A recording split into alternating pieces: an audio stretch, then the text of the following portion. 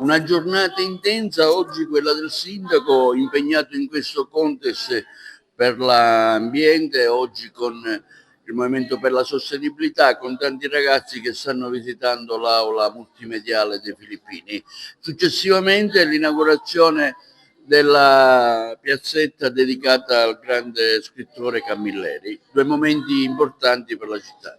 Sì, sono due momenti molto importanti per la nostra città. Questo evento qui che stiamo facendo all'ex Collegio dei Padri Filippini, stiamo facendo visitare proprio il museo in metafora ai ragazzi delle scuole medie, inferiori e superiori, per far conoscere proprio i 2600 anni di storia di Agrigento, far conoscere queste opere digitali, il vero percorso che il turista deve effettuare ad Agrigento, cioè dal centro verso la periferia, e poi più tardi andremo a inaugurare, a scoprire la targa di Andrea Camilleri, perché ho voluto rinominare la piazzetta dello scrittore la piazzetta Andrea Camilleri.